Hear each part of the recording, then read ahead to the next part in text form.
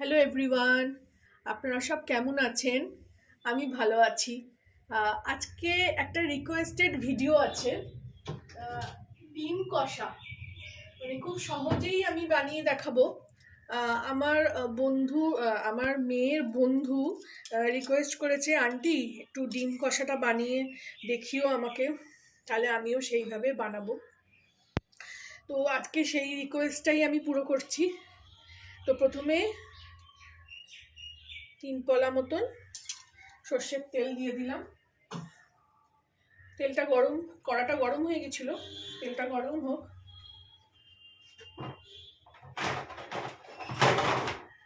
তাতে আমি ডিমগুলো প্রথমে একটু ভালো করে ভেজে নেবো। ডিমগুলো একটু ভালো করে ভেজে নিলে খেতে খুব ভালো লাগে।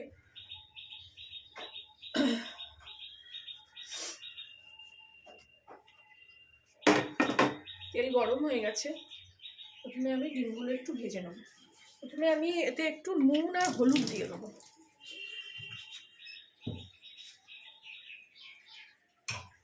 আমি ডিমে কিছু মাখাই না সেরকম, আমি একটু কড়াতেই নুন আর একটু হলুদ সামান্য, এবারে আমি ডিমগুলো ভেজে নেবো। আমি 4টে ডিমের করছি।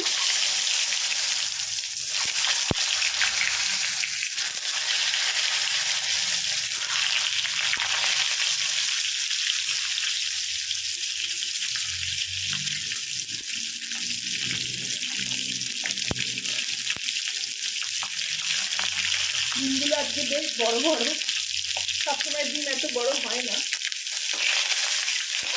ছোট ছোট ডিম আমার ভালো লাগে, আমি ডিম খেতে প্রচন্ড ভালোবাসি। আমি ভালোবাসি, আমার মেয়েও এখন খুব ভালোবাসে। ছেলেও খেয়ে নেয়, ভালো খুব একটা বাসে না, কিন্তু খেয়ে নেয়। ডিমটা আমি ভেজে নিই। আমার রান্না দেখতে দেখতে অনেক রকম আওয়াজ পাবেন, কারণ আমি তো লাইভ করি, আমি পরে ভয়েস দিই না। দেখুন ডিমটা ভালো করে ভাজা হয়ে গেছে, সব দিকটাই। এবার আমি তুলে নেবো।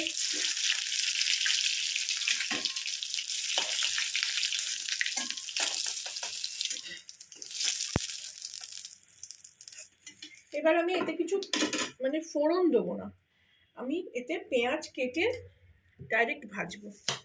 আমি পেঁয়াজ কেটে নিয়ে ফেরত আসছি। ফিরে এলাম পেঁয়াজ কেটে নিয়ে। পেঁয়াজগুলো আমি একদম এরকম স্লাইস করে নিলাম, পাতলা পাতলা করে। আর এখানে 4টে ডিম করছি, তো আমি 4টে ছোট ছোট পেঁয়াজ দিয়েছি। পেঁয়াজ যদি একটু বড় হয় তো 2টো পেঁয়াজই হয়ে যাবে।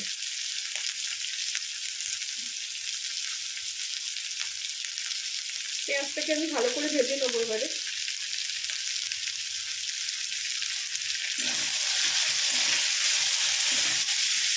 আমি তো সবসময় কম তেলেই রান্না করি, বেশি তেল দিই না। তেল বেশি খাওয়া স্বাস্থ্যের জন্য ভালো না, তাতে গ্যাস অম্বল অনেক বেশি হয়। তবে থেকে আমি তেল খাওয়াটা কমিয়েছি না, আমার অনেক বেশি মানে অনেক গ্যাস অম্বল একদমই কমে গেছে।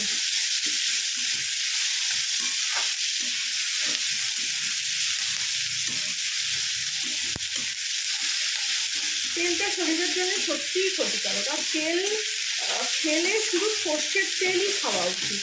সাদা তেল শরীরের জন্য তো খুবই খারাপ।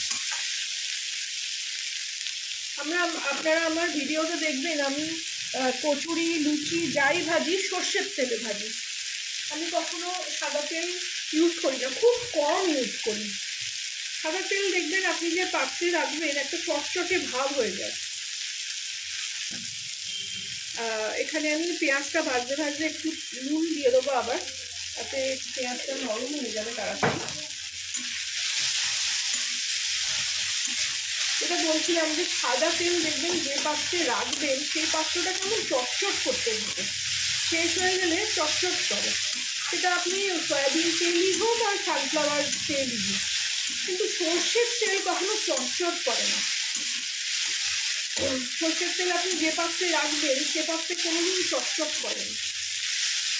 এটা আমি নিজে মানে অনুভব করেছি বলেই আপনাদের সঙ্গে শেয়ার করছি।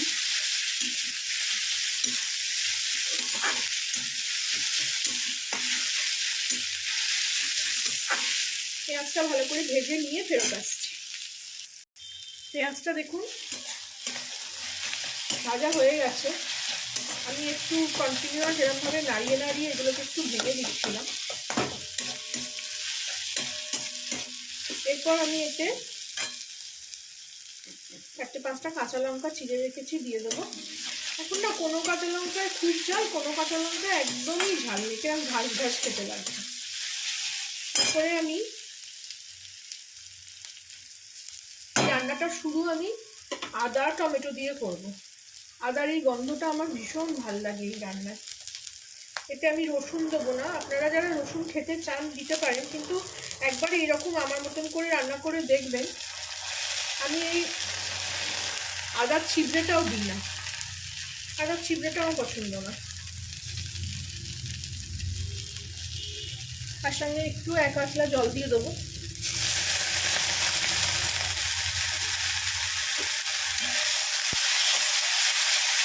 এবার এটাকে ভালো করে কষবো।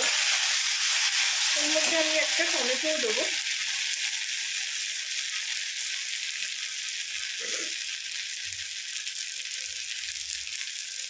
টমেটোটা ছোটো ছোটো করে কুচি কুচি করে কেটে নেবো।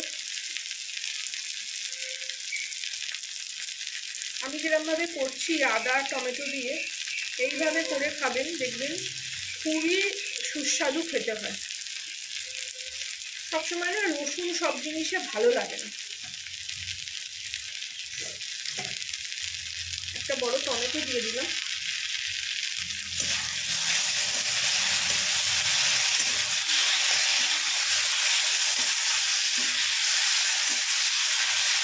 খুব খুব সহজেই রান্নাটা হয়ে যায়। আপনার যদি হাতের কাছে পেঁয়াজ আদা টমেটো কাঁচা লঙ্কা থাকে, আর মানে রান্নাটা করার আগে যদি এগুলো কেটে কুটে নেওয়া যায়, তাহলে খুব সহজেই রান্নাটা হয়ে যায়।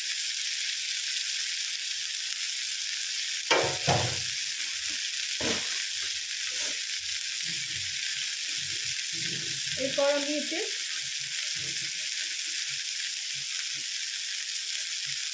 হলুদ গুঁড়ো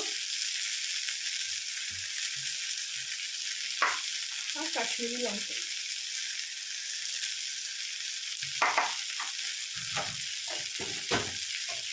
স্বাদ মতন চিনি, এতে রান্নার স্বাদটা ব্যালেন্স হবে।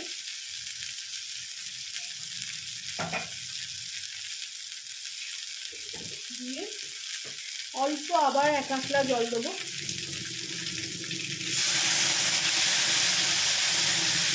টমেটোগুলো নরম হবে। এবার আমি এটাকে ভালো করে কষবো।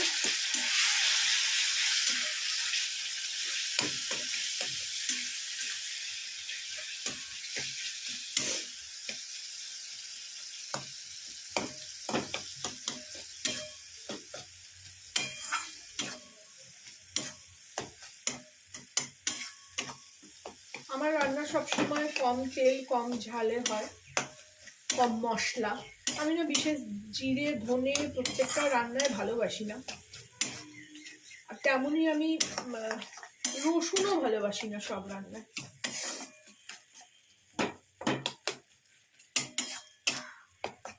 ভালো করে কষিয়ে নিয়ে আমি ফেরত আসছি। দেখুন এই দেখুন তেল ওপরে ওপরে উঠে আসছে। এরকম আমি এতে একটু আলু দেবো, আলুটা আমি সেদ্ধ করে নিয়েছি। আপনারা এই পর্যাতেও এরকম কষিয়ে নিয়ে ডিম দিয়ে স্বাদ মতো নুন দিয়েও আপনারা এইভাবেও ডিম কষা করতে পারেন। কিন্তু আমার মেয়ের বন্ধুর রিকোয়েস্ট ছিল যে আন্টি একটু আলু দিয়ে করে দেখিও, তো ওই জন্য আমি একটু আলুও দেবো। আমি এখানে মশলাটা ওই 1 গাদা জল দিচ্ছি না, আপনারা খেয়াল করবেন। আমি এই 1 কাতলা করে জল দিয়ে দিয়ে এটাকে কষাচ্ছি। রান্নায় আমি আমার শাশুড়ির থেকে শিখেছি রান্না সবসময় কম আঁচে আর কম জলে করতে হয়, তাহলেই রান্নার স্বাদটা বজায় থাকে। আর অবশ্যই কম মশলা, তেলটা সব রান্নাতে প্রযোজ্য নয় যে কম তেল, কিছু কিছু রান্নায় একটু তেল বেশি হলে খেতে ভালো লাগে, নিরামিষ রান্না বিশেষ করে। যেমন একটু বাঁধাকপি করলে যেমন একটু তেল বেশি লাগে, একটু বিট গাজরের তরকারি করলে একটু তেল বেশি লাগে। দেখুন আমার মশলাটা কষিয়ে বেশ মিহি হয়ে গেছে। এবার আমি একটু আলু দিয়ে দেবো। আলুগুলো আমি সেদ্ধ করে এরকম 4 পিস করে কেটে নিলাম।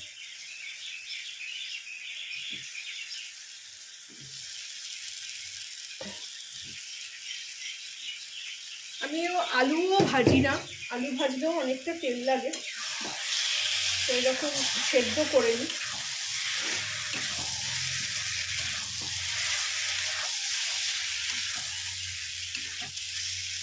ভালো করে আলুর সঙ্গে মিশিয়ে নিয়ে এইখানে আমি এই পর্যায়ে আমি একটু জল দেব, কারণ যেহেতু এটা ভাত রুটির সঙ্গে খাওয়া হবে, এটা মানে ঠান্ডা হয়ে গেলে একদমই শুকিয়ে যাবে।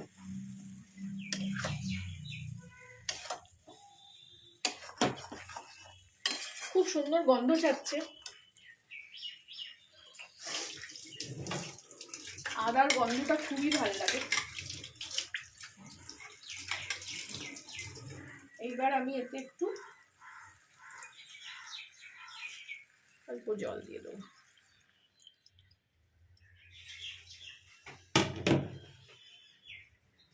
ভালো করে মিলিয়ে নেব। দেখুন কি সুন্দর কালারটাও এসছে, আপনারা ক্যামেরায় কতটা বুঝতে পারছেন জানি না।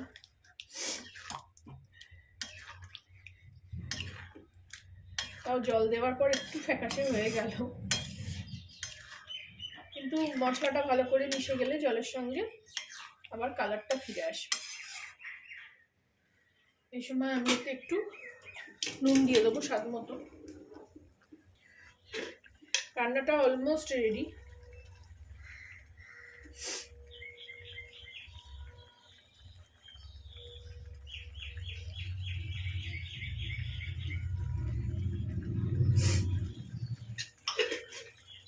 আঁচটা একটু কমিয়ে দেবো এই সময় কম আছে, একটু হতে থাক।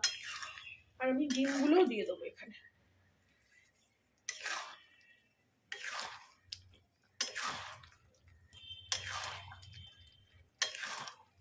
আমি আর কিচ্ছু দেবো না এতে। এই আদার গন্ধ আর এরকম ভাবে রান্না ভীষণ ভালো খেতে লাগে। আপনারাও আমার মতন করে এরকম ভাবে বানাবেন, আমাকে জানাবেন কেমন লাগলো। আমি এই পর্যায়ে একটু ঢাকা দিয়ে দেবো।